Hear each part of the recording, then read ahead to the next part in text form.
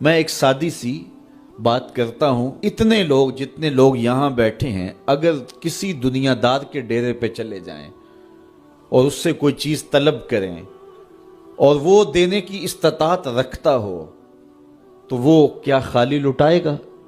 وہ کہے گا اتنے لوگ آگے ہو تو ڈیرہ داری کی شان کے خلاف ہے کہ میں ان کو خالی لٹاؤں۔ تو جب یہ دنیا دار خالی نہیں لٹاتا تو رب کیسے خالی لٹائے گا؟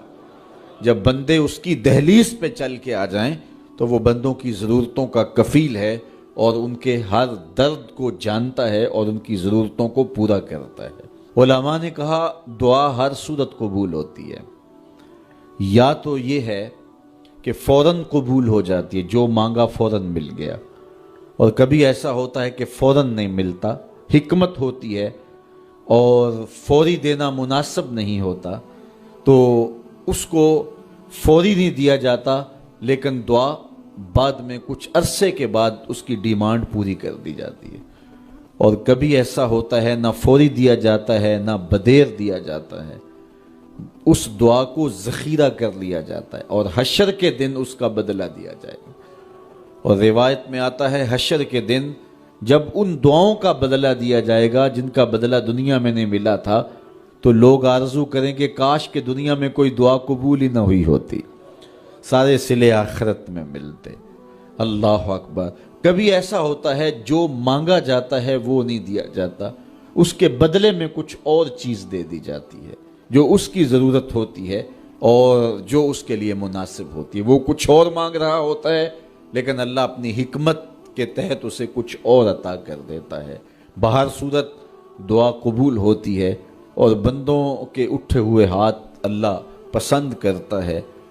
آج یہ بھی بحث چلتی ہے نہیں مانگنا چاہیے، فلاں وقت میں نہیں مانگنا چاہیے، تو وہ کہتا ہے مجھ سے مانگو جب بھی مانگو، میرا دست کرم تمہیں دینے پہ آمادہ ہے۔ اور اگر کوئی نہیں مانگتا تو فرمایا کل ما یابو بکم ربی لولا دعاؤکم، اے محبوب فرما دو اگر یہ نہیں مانگیں گے تو اللہ بھی پرواہ نہیں کرے گا۔ مانگنا تمہاری ضرورت ہے، اگر تم مانگتے رہو گے تمہاری جھولیاں بھرتا رہے گا، اور اگر تمہیں اسے نہیں پکارو گے تو وہ بھی تمہاری پرواہ نہیں کرے گا۔ تو اس کے حضور دعائیں مانگو، اپنی آرزویں پیش کرو، اپنی تمنائیں اس کے حضور پیش کرو۔ اچھا دنیا داروں سے مانگیں تو اپنے لیے مانگتے ہیں، لیکن اللہ سے مانگو تو اپنے لیے بھی مانگو، اوروں کے لیے بھی مانگو۔ وہ کریم ہے، وہ دیتا ہے اور خوش ہو کے دیتا ہے، تو اس سے مانگو، اس سے جھولی پھیلاؤ۔ اللہ سے راز و نیاز کی باتیں، جو باتیں بندہ کسی سے نہیں کر سکتا وہ اپنے رب سے ڈائریکٹ کرتا ہے، اپنے دل کے سارے دکھڑے اپنے رب کی دہلیز پہ رکھتا ہے اور اپنی ساری ضرورتیں مالک کی چوکھٹ پہ رکھ دیتا ہے، اور اس سے مانگتے ہوئے بندے کو شرم نہیں آتی، حیا نہیں آتا، بلکہ اس سے مانگتے ہوئے فخر محسوس ہو رہا ہوتا ہے کہ میں اپنے رب سے مانگ رہا ہوں۔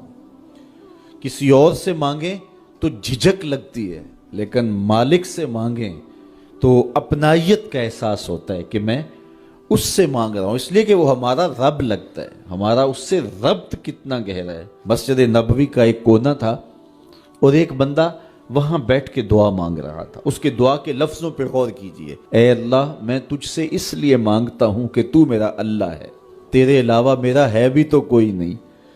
تو یہ وہ دعا مانگ رہا تھا اور مسجد نبوی کے کونے میں بیٹھا تھا۔ حضور نے دیکھا تو ایک صحابی سے کہا وہ جو دعا مانگ رہا ہے اس کو جا کے بتا دو تمہاری دعا قبول ہو گئی ہے۔ وہ مانگ اس ڈھب سے رہا ہے۔ تو یہ دعا اپنے رب سے نیاز ہے، دعا خود عبادت ہے۔ جب تمہاری ضرورتوں کا کفیل وہ ہے تو پھر اس سے نہیں مانگیں گے تو کس سے مانگیں گے؟